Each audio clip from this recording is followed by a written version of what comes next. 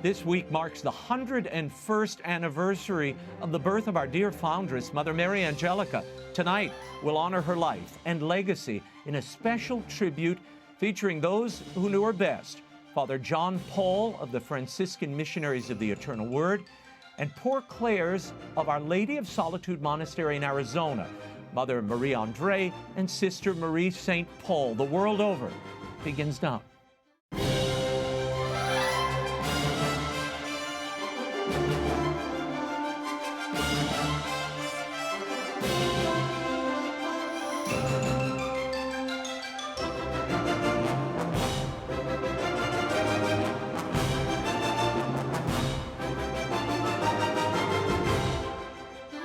Now, Raymond Arroyo. A warm welcome to all of you joining us in the United States and the world over. If you'd like to comment on tonight's show, send me an X post. I'm at Raymond Arroyo. Tell me the impact Mother Angelica has had on your life, on your faith. This week, Mother Mary Angelica would have been 101 years old. It's hard to believe she's been gone 8 years. Rita Rizzo, as she was known before religious life, was born on April 20th, 1923. Mother Angelica would become the first woman in the history of broadcast to found and lead a television network for 20 years, the founder of a few religious orders, and an inspiration to millions. Tonight, I wanted to celebrate her birthday with some of the sisters and a priest of her order whom knew her personally. For those who might not remember, Mother Angelica came down to Birmingham, Alabama in the early 60s to found a monastery to pray for racial healing. But once she arrived in Birmingham, God led her down a very different path. She began to speak to women's Bible studies and then began a tape and a book ministry, and soon she was traveling the country, spreading the word and sharing a few laughs. I want to take Abraham. Do you have any idea when you read that beautiful scripture, do you ever put guts into it and blood? Or is it just a little story you read? So isn't it wonderful? Abraham had faith. 3 cheers. Do you really know what he did? Do you know what happened to him? Here's a man 90 years old. 90. Anybody here 90 years old? See, nobody 90 would even come tonight.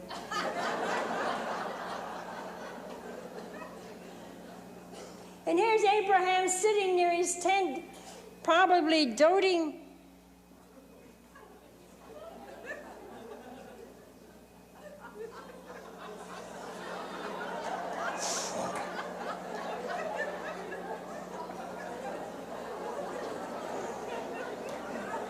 And he hears a voice and it says, Abraham.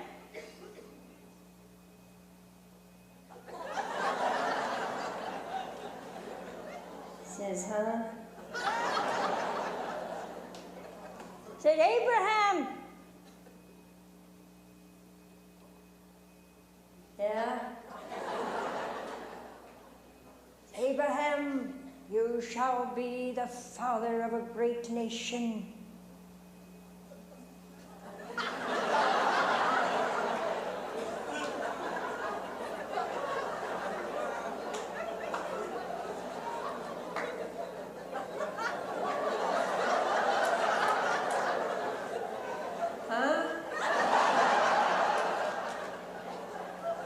You shall be the father of a great nation. Here's Sarah, listening. She goes, yeah.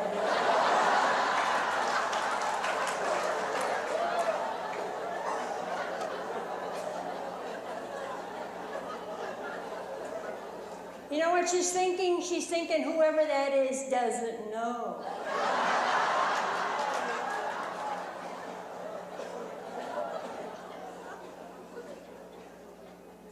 Abraham believes her, and that's the end of the voice. 9 years later. 9 years. Don't you think Abraham wondered if he ever heard a voice? Don't you think Sarah, oh, Sarah must have been something else.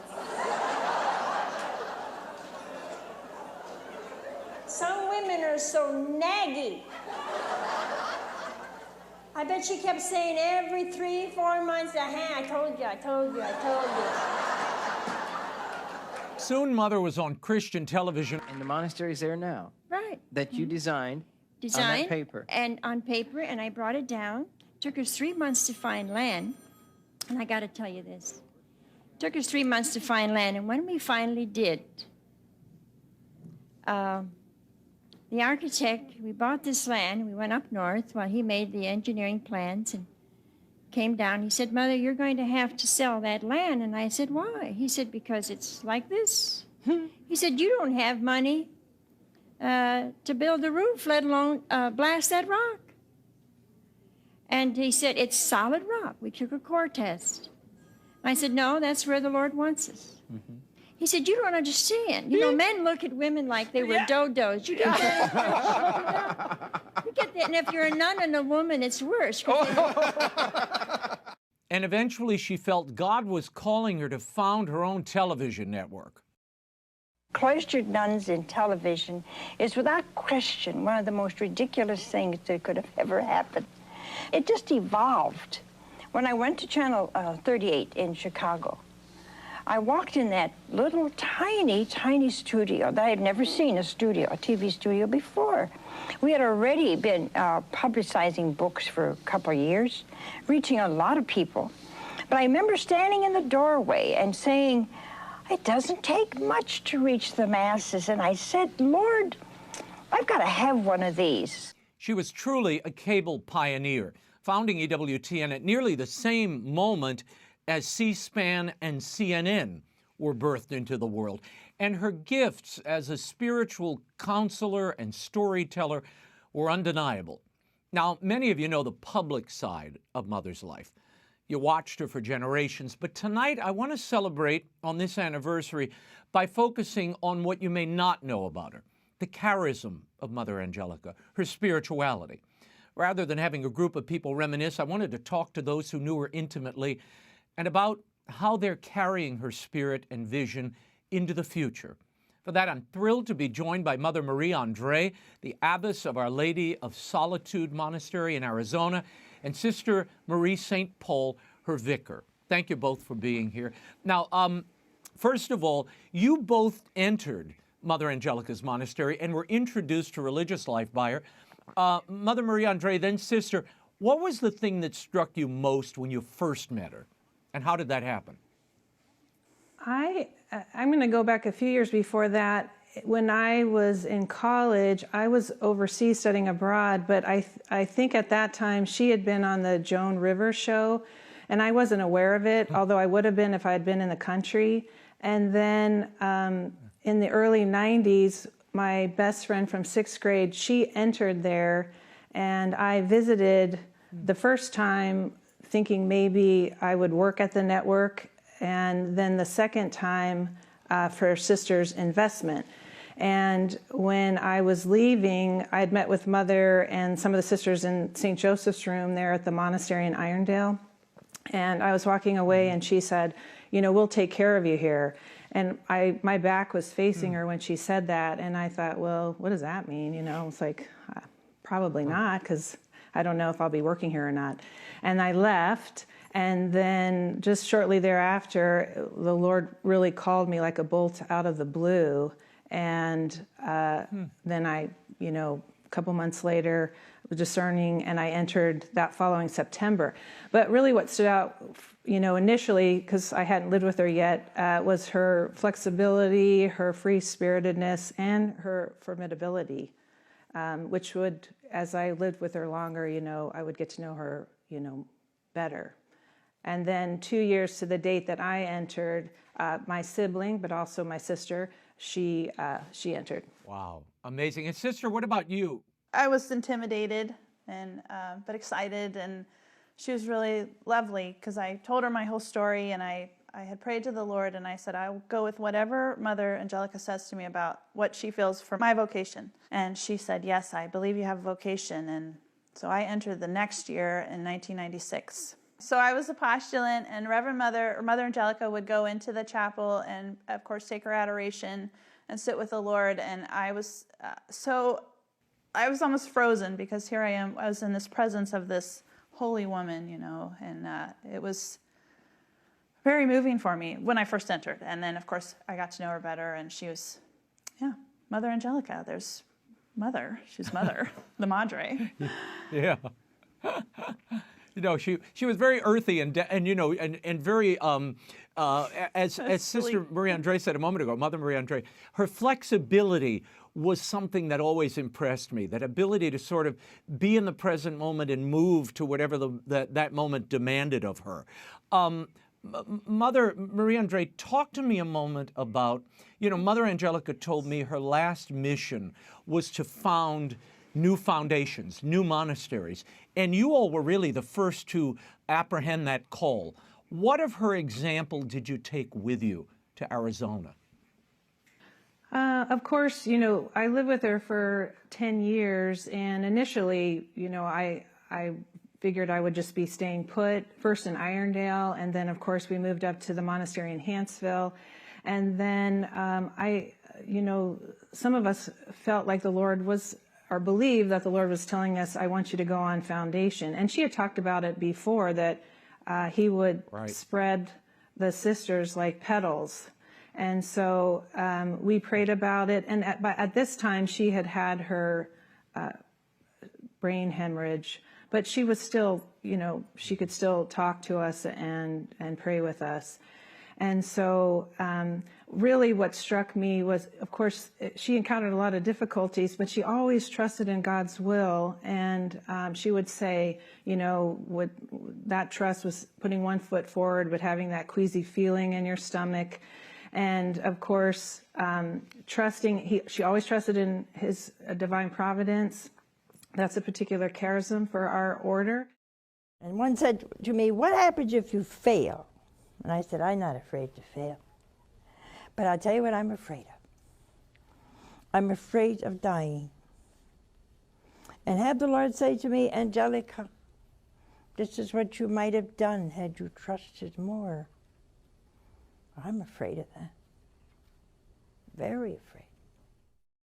And of course, going on foundation, that we've always had to do. And, you know, there have been times where we have stepped over, our foot is over the cliff, and I say, okay, Lord, you going to catch me now? Or do you want me to jump off completely? And then he gives me a little nudge over the side. But you know, Mother did the same thing, and she would always live to tell about it. And so it's like, you know, she always instilled that in us. He will take care of you, and he has. Yeah. He has. And Mother Marie Andre, you had a cancer struggle at the time when you were seeking permission to start this foundation. That couldn't have been an easy walk for you at that moment. I did, and I, you know, at the time, I thought, well, that's probably not a sign that, you know, we're called to go. If I'm, you know, going through cancer and taking medicine for it, chemo, radiation, and of course, I should have known, you know, that's not how the Lord works. It's through the sufferings and it's through the weaknesses, not despite the weaknesses, but because of our weaknesses, that he asks us to do certain jobs for him, you know. And so, and it wasn't easy, you know. There's always difficulties in anything that the Lord asks us to do. I mean, just look at Mother with the founding of the network. So anything that the Lord wills for us, it's going to be, he just doesn't make it easy, you know, in his mysterious way. But I did have, you know, and I don't have a lot of mystical experiences, but I did have a dream with Mother. It was after she had had her stroke, and she was in her wheelchair, and we were in the station's hallway in Hanceville, and she was sitting in her wheelchair towards the door of the chapel, and she called me by my baptismal name, Megan. She said, Megan, come here. So I went to her in my dream, and I knelt at her, you know, there sitting in the wheelchair, and she said, you will go, you will go. And so I woke up and I said, well, okay. And so from there on, you know, some of the doors close, but then the windows open, and we have to be pretty limber and flexible to climb through the windows because the door's shut. And that's what we've been doing. And if you're here at the site in the desert where there was nothing but desert, scrub, and cacti, you'll see it's amazing what he's done out here. And the Lord's done it all. You bet.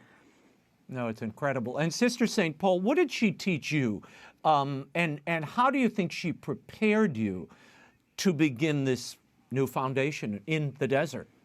I remember one time when I was a novice, we were at lesson, and she said to me, when you're planning to die to yourself, Sister Marie St. Paul, or when you need to die to yourself, think of souls, souls, souls. And I've never forgotten it. That's been my motto.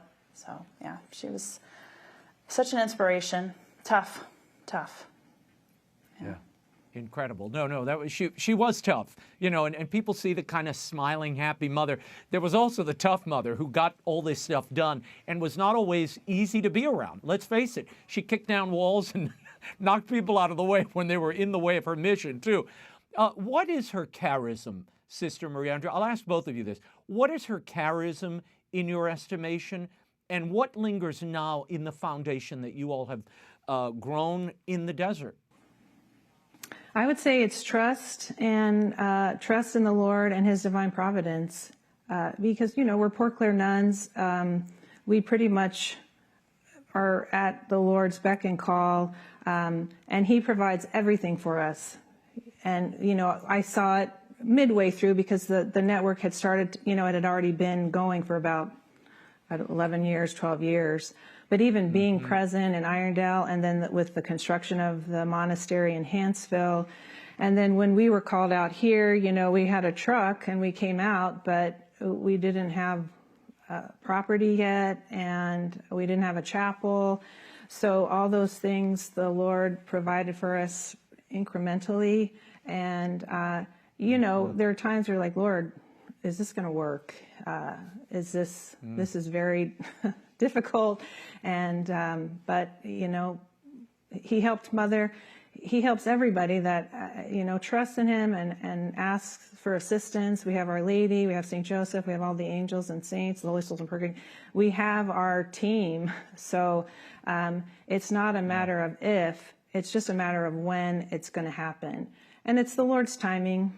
You know, He has a particular clock that He follows, and we have to be patient and follow Him, you know, with it. It's tempting sometimes to jump way ahead of Him and then look back and say, are you coming, Lord? But I've done that, and I've, you know, I realized, oops, I got to backtrack and, you know, join up with Him and wait upon Him. And He always comes through. Yeah, no, she would always say, you know, divine providence, the providence of God is just to take that next step. He doesn't show you the whole path, but His grace is in the going, in the steps that you take. And that's hard, let's face it. And it's hard not to run ahead or linger behind. Sister Marie St. Paul, your take on this, of what a mother's charism do you find yourself returning to or reminding yourself of? Well, she really stressed conformity with Christ to us, and in her suffering, especially the last 15 years of her life, just the fruit of suffering. It's so easy to forget the cross, even though you're met with it every day, and she really stressed about embracing the cross and how it will make us like Christ, and when we die, the Father will see our Lord in us, and that's really what I've taken from my time with her. And then, of course, seeing her example with her suffering, you know, those last few years.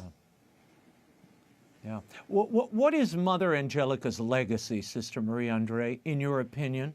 I mean, she was feisty. She was willing to fight for the faith and use the platforms that she had helped create to advertise orthodoxy. How did that mark you all? Did it? I think, you know, not just with the sisters, but everybody that she reached through the network, just with her love for the Lord, you know, she made Him accessible. And a lot of people have shared with us that when she was on the television, you know, on the camera, it was like she was just speaking to them individually. And to me, there's a holiness to that. that people, they can hear the Lord speaking through her. And because she was down to earth, she was flexible, she did make our Lord accessible. He's not up in the clouds somewhere far away, and he's aware. He has a plan. He knows us individually. He loves us. And I understand that's hard to kind of take on when you're struggling or going through terrible difficulty or grief. But she, in her, her humanness. Yeah, in her humanness, she would just let us know that, the Lord, he really does love us. It's, in a way, she was like a mediator to let us know that it's okay, and he's here, he's present. And then, of course, providing all the different services through the network, the different shows, all of her writings, of course, living with her in the monastery. When she would give us lesson with the scriptures, she would bring it so much to life, so much so that I would go and get my Bible, and I'm like, wait a minute, I have a different Bible than what she was reading from, because she just brought it just the apostles, they jumped out of the page, and she really was an exegete. She just, I think too, she just knew certain details about the apostles and the saints that the Lord probably told her personally, and she shared that with us, which it just drew us closer. Of course, we're living in the presence of the Blessed Sacrament, but just drawing us closer to the Sacred Heart of Jesus. Absolutely. No, well, look, her spirit shines in both of you, and I do think I chronicled Mother leaving Canton and going to Birmingham and then going to Hanceville, but people don't realize the struggle, the heartache, the blocks and the obstacles that present themselves in doing that. It looks sweet when it's over. It's a hard path to actually make it happen. You all have done something similar in her spirit and carried it to the other edge of the nation. So God bless you. Thank you for being with us. Reverend Mother Marie Andre, Sister Marie St. Paul, I thank you both for being here, and keep us in your prayers, please. Thank you. Thank you, Raymond. God bless you. And look, for more information on our desert nuns, you can visit their website at the Poor Clares of Our Lady of Solitude Monastery. They're at desertnuns.com. I want to share with you a bit of Mother's willingness to defend the traditions and the teachings of the Church, even when some wanted to take things in a very different direction. Mother Angelica was at heart a traditionalist, and factions in the Catholic Church were moving in their own direction, often battling Pope John Paul II and taking issue with his teaching. In 1993, things came to a head for Mother Angelica. She excitedly partnered with the U.S. Bishops' Conference to broadcast World Youth Day from Denver. But when a woman, a mime, assumed the role of Jesus in the Stations of the Cross, Mother had had enough. This moment would change her life and the life of her network forever. It's blasphemous that you dare try to portray Jesus as a woman.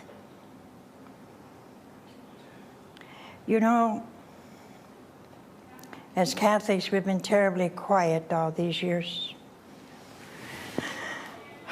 After Vatican Council, those beautiful documents inspired by the Holy Spirit, they're so beautiful when you read those documents, like reading Scripture. But they were misrepresented and misportrayed and misinterpreted all these years, and every excuse, like this mime, has been blamed on the Vatican documents. I'm tired of being pushed in corners. I'm tired of your inclusive language that refuses to admit the Son of God is a man. I'm tired of your tricks. I'm tired of your deceit. I'm tired of you constantly just making a crack. And then the first thing you know, there's a hole, and all of us fall into it. No. This was deliberate. You made a statement that was not accidental. And this is just as much a lie as the lies we got last night. I am so tired of you liberal church in America. You see this collar? We had this little modern collar so that we would really appeal to this modern world, this pagan society. Am I bitter? No. But I'm being realistic. We're going to change it. We're going to look very Roman,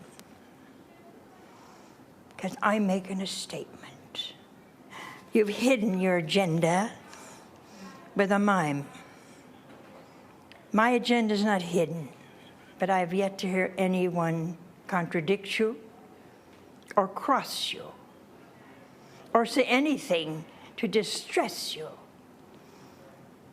Well, I'm saying it. I'm saying it. I say it as an individual who has a right before God to be Catholic, and I resent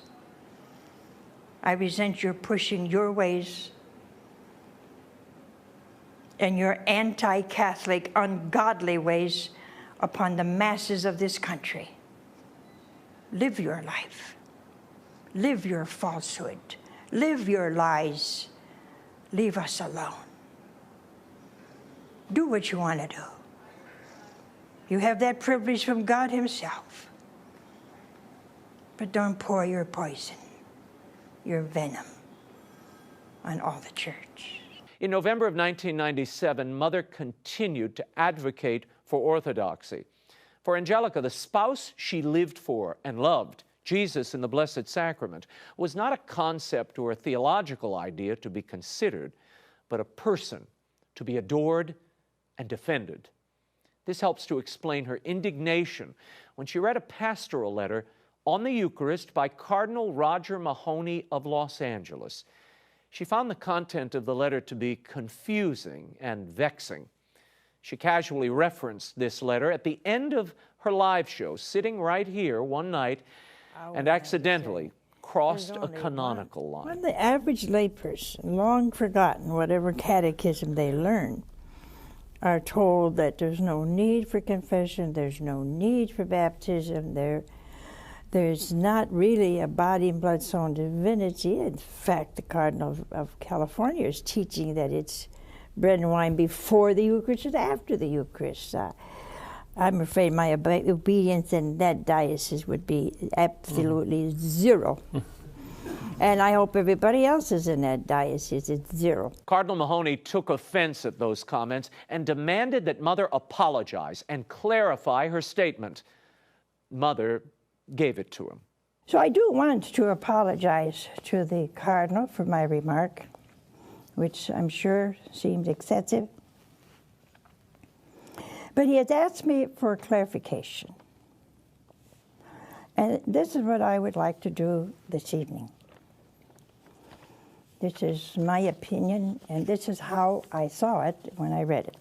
What came through to me was the principal focus in this letter of assembly, the concentration on assembly, all the people in the church, rather than the Eucharist. So I felt the letter was unclear to what the church teaches about the real presence, body, blood, soul, and divinity of Jesus. At one point, she raised questions about Cardinal Mahony's assertion that Jesus' presence was in the simple gifts of bread and wine. Watch this. I'm a simple woman. And I don't understand this, you see. So does that mean Christ is present before the consecration in the bread and wine?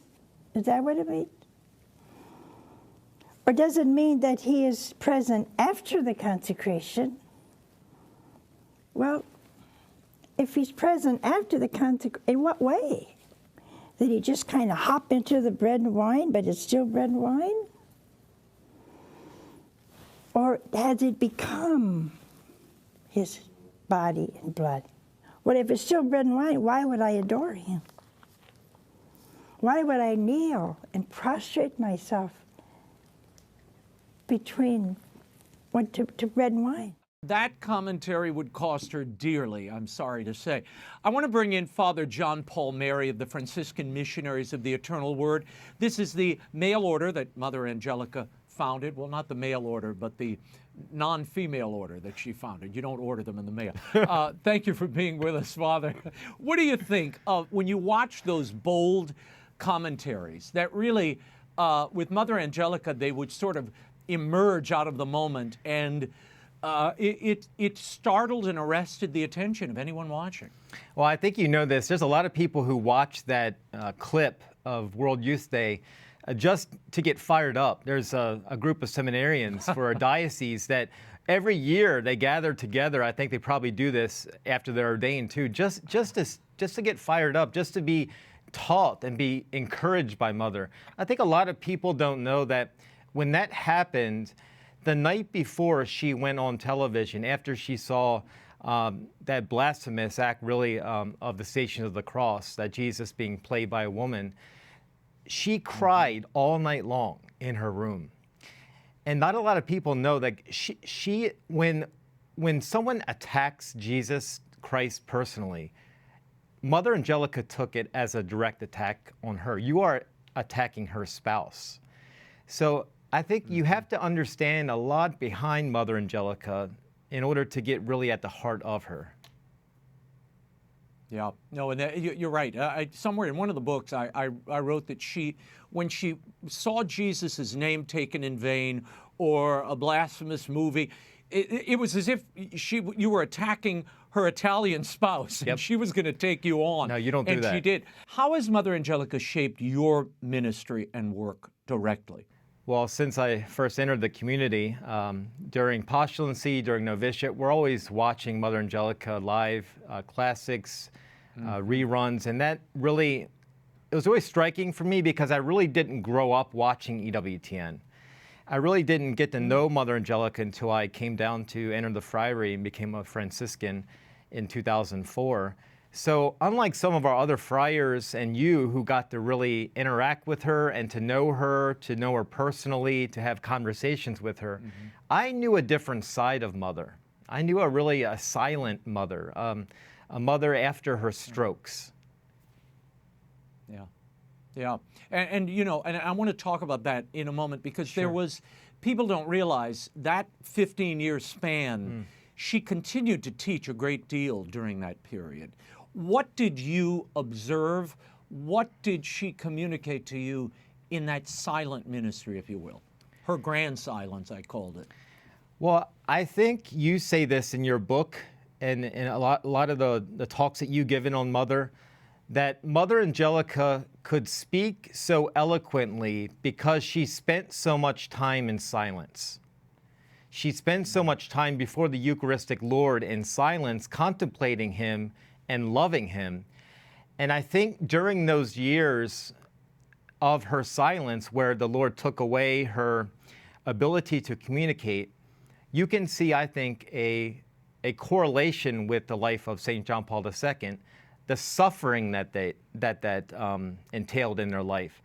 When we used to go back into the parlor, and we used to kind of wait for Mother Angelica to say something. The sisters would kind of try and egg her on to say, "Mother, do you have anything to say to your sons, to your friars?" And then we were all sitting around. Everything got quiet.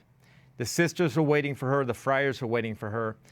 And she'd be thinking, it's like she knew what she wanted to say. And then all of a sudden she clenches her fist and she pounds it down on her wheelchair, and a look of frustration. She knew what she wanted to communicate at that point, but she couldn't get it across. And I think I saw her in those years, in the years after her strokes, there was kind of a frustration in her not being able to talk. But I think as the years went along, maybe 10 years later, there was more of a childlike feature in here, kind of like a docility, like almost, I'd like to say, an acceptance of what the Lord had permitted in her life. And she really kind of embodied, she taught that to us through the television. permissive suffering. So I think she really embodied what she taught at the end of her life. She certainly did. She certainly did. And you're right. At the beginning, she resisted it. You know, even when the sisters would try to change her or change the bed linens and things, and she would fight them. Wow. You know, that spunk was in evidence. And as time went on, she abandoned herself to the moment and to the suffering. But I do recall there was one time when, you know, I'd go visit her on the weekends. I'd just go see her. And we would sit, and as you'd say, there'd be huge gaps of silence. And I'd read her letters from people. We'd talk about what was happening in the church. She'd laugh at the right moments, so I knew she was taking it all in. And one day she grabbed my hand, and in clear as a bell, and it was the only line she said, "You don't know how frustrating it is not to be able to speak, to communicate." And then she wanted to go on but couldn't. The words abandoned her. And I often thought what a penance, what a suffering that was for somebody who had spent her life sharing the word and sharing her personal stories and those of others, to not have that ability anymore. But you know, her spunk, Father, and her advocacy were not confined to the church. She took that message to the wider culture as well. I mean, the nuns mentioned a moment ago, you know, she was on the Joan Rivers show, she was on Bloopers and Practical Jokes, she was in the culture. And when The Last Temptation of Christ, the Scorsese movie, hit cinemas, Mother considered it blasphemous. So she went on Larry King's show to let the world know her feelings, and she faced off with movie lobbyist Jack Valenti. Would you like your children to be depicted? Just a minute, Mother. You have a daughter? You have a daughter? Just a minute. Let me tell you something. You have a daughter? My wife and I were very stern about what films and books our children read. But I did not, I must tell you in all honesty, I did not allow anyone in the church or in the school to tell my wife and me how to raise our children. Would you like your daughter depicted on the movie as a prostitute? If Would she you was an permit? actress, I didn't say that. I mean her real person as your daughter. Would you like her depicted as a prostitute? Well, I could probably sue, I guess. I suppose. Then you would say it was wrong. But I would never say you can't do that, because I think that's prior censorship. As a father, you would have to say, I will not have my daughter depicted as a prostitute, because I know my daughter and she's a good woman. Tell me that. Poor Jack Valenti didn't stand a chance. He should have called me. Father John Paul, tell me about the private side of Mother, the one you knew later in life. What did she teach you about suffering as you watched her in this silence? I think acceptance. Acceptance of trials. Acceptance of just every day. I think suffering is really at the heartbeat of the church.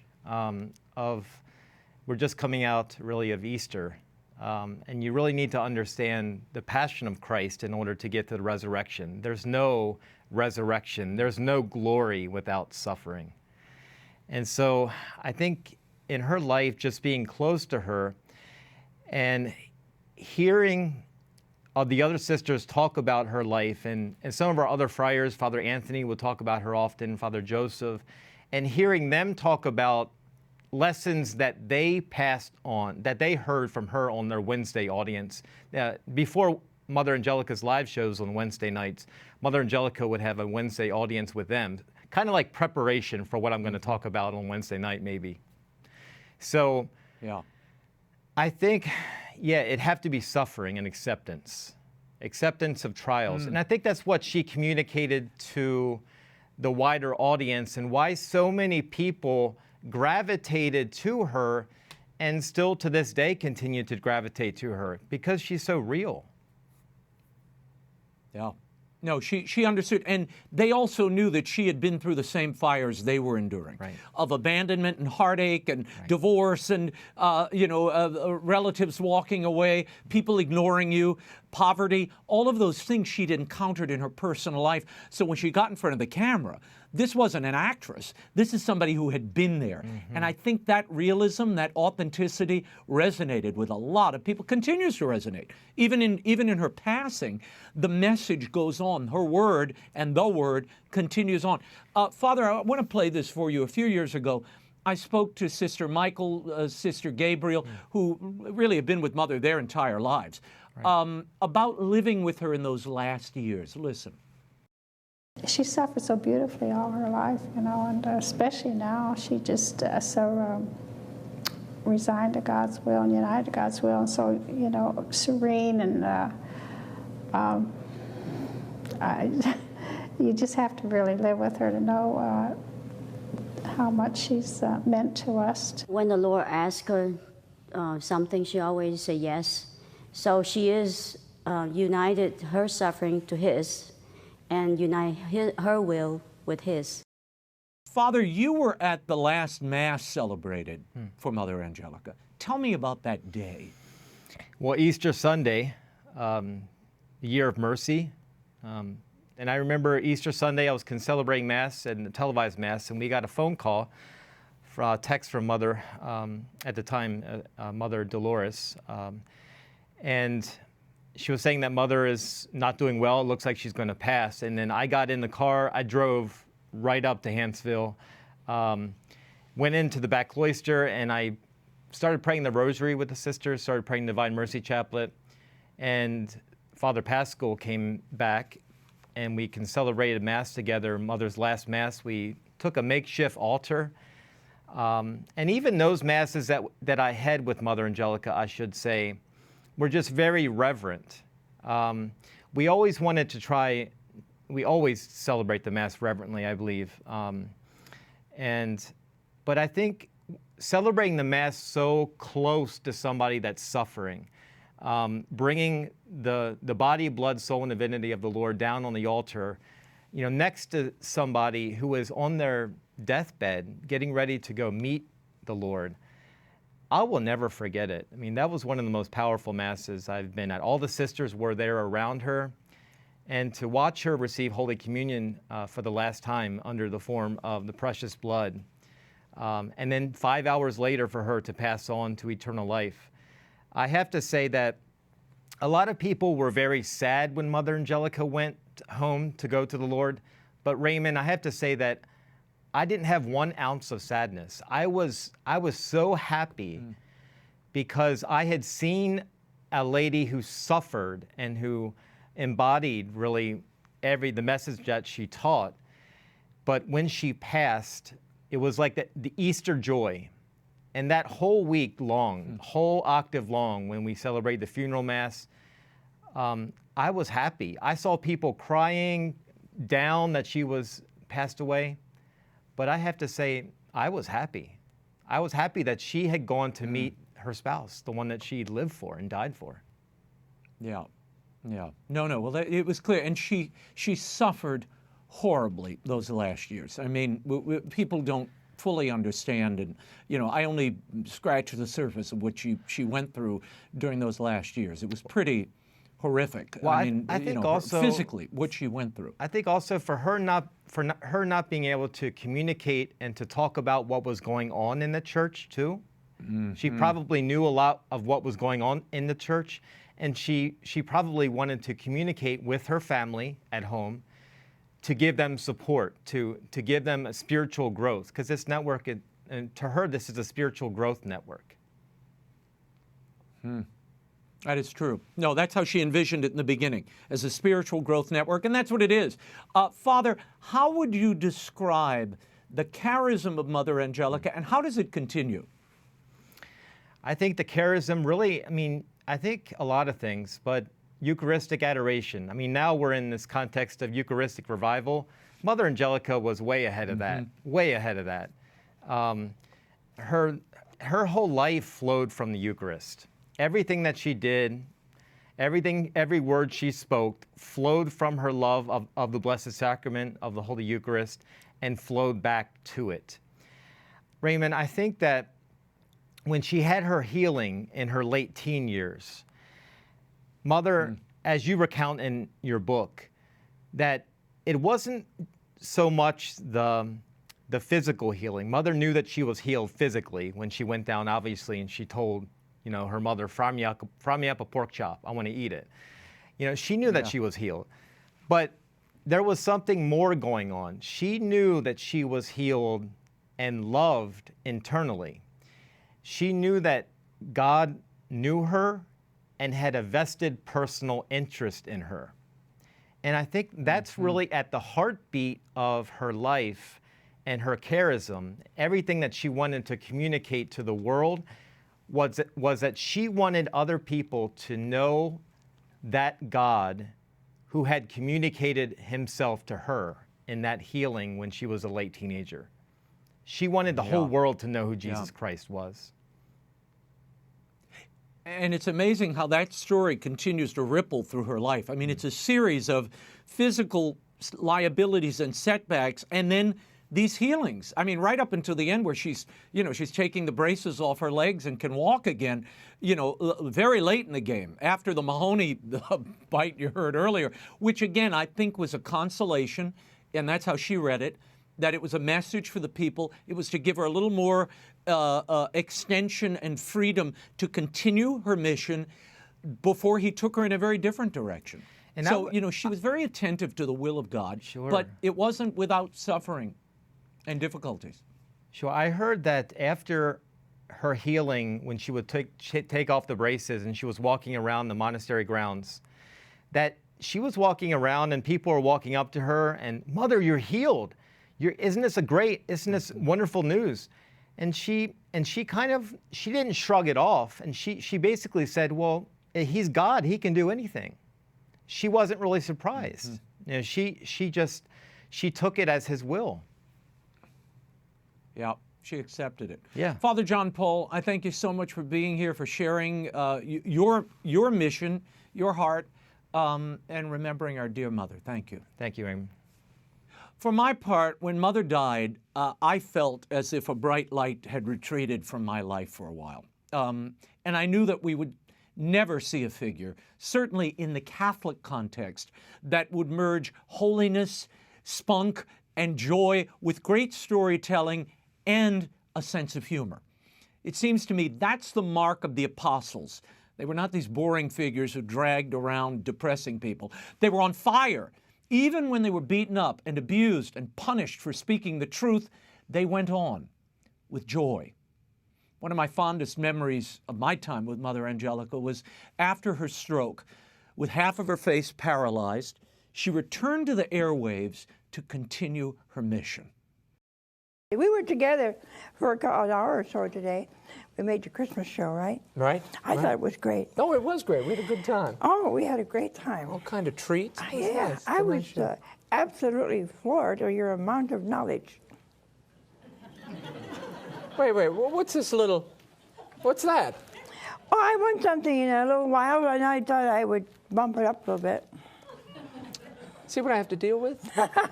You never had it so good. You're right. God's pirate. How many souls do you think she plundered for him, I wonder? On Reverend Mother Angelica's centenary, I remember the fun, the zeal of this woman who was so on fire with God's word, so convinced of its truth that she had to share it with others, no matter the cost. And most of all, I love that she did it with laughter, with unfettered joy. Let's face it, most people, whether in the church or out of it, are either boring or a bad time. Mother Angelica was neither. Raymond's with me, and it's his birthday. You know, how old are you? I'm not telling you how old I am. Well, do you want me to tell you how old you look? Oh. You really want to know? Well, guess. If it's honest. Well, I'll tell you the truth if you can guess it. What old could you be? Is it that difficult? I could say you're 30, but no, you can't be 30. Why 40? not? 40? 40? What's wrong with 40? I was Abbott's older than me. What do you mean? 40? It was 40 once. Yeah, but I'm not even close to 40, though. Well, how would I know? You don't tell me, so I'm guessing. My goodness. All right, if you're not 40 and you're not 30, you got to be between. 31. Oh, really? 31. That's all you are. Yeah. And I'm aging by the minute. I so loved being with her. The spiritual lesson she gave me is easy, the one that I use almost every day of my life, if not every day. live in the present moment, not in yesterday or tomorrow, but right here, fully in the present moment. Because as she told me so many times, God's will is manifested to us in the duties and the responsibilities of the present moment. His love is in this present moment. But so often, we ignore it. She never did. That is, most of you haven't heard it. This woman calls me up and she says, "Oh, my husband's living with another woman." I said, "In my house." What? Well, kick him out. How are you going to say that nice? You could say, "Well, how unfortunate, you know. Why don't you just open the door and tell him to leave?"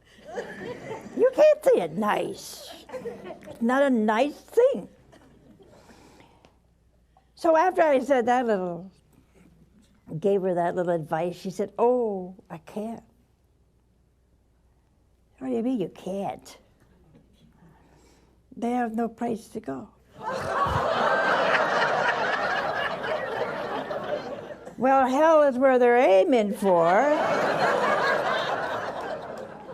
Tell them to go there.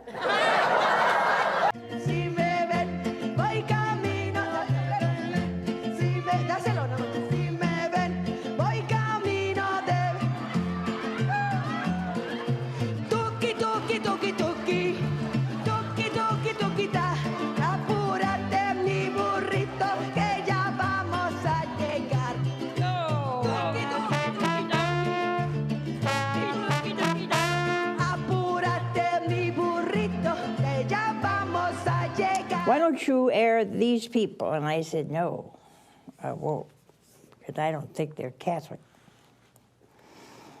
He says, "By what right do you have to say that?" I said, "I own the network."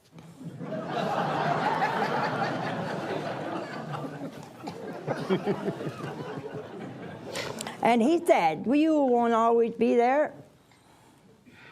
And I said, "I'll blow the damn thing up before you get your hands on it."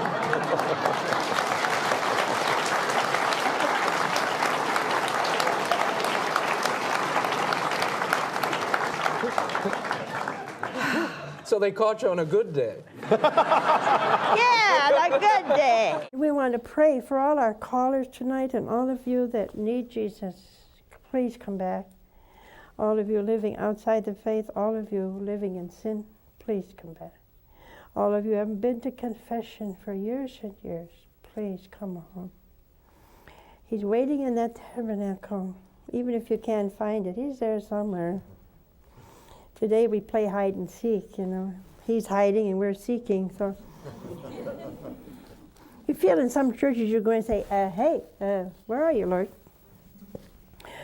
Not here. You see him as you open the door. Remember, he's waiting for you. Bye now. Reverend Mother, we miss you. I miss you daily. May you continue to rest in power and joy and peace. And remember to pray for those you left behind. For more on Mother's incredible life, her spirituality, there's an updated edition of my biography, Mother Angelica, the remarkable story of a nun, her nerve, and a network of miracles. It includes a new foreword. The complete audio book with new material is available at Audible from Random House. You can find the new edition of Mother Angelica's biography at the EWTN catalog, Amazon, Barnes & Noble, wherever books are sold. There are 3 books of her spirituality that I edited that I think are pretty special. And the sequel to the biography, Her Grand Silence, the Last Years and Living Legacy of Mother Angelica, is incredibly moving. And it'll give you a glimpse of the supernatural battle Mother waged in her last years. Details are at RaymondArroyo.com. That is all the time we have for now. Be sure to catch us next week. Until then, we'll be scouting the world over for all that is seen and unseen. On behalf of the staff and crew of EWTN News, thank you for watching. I'm Raymond Arroyo. Bye now.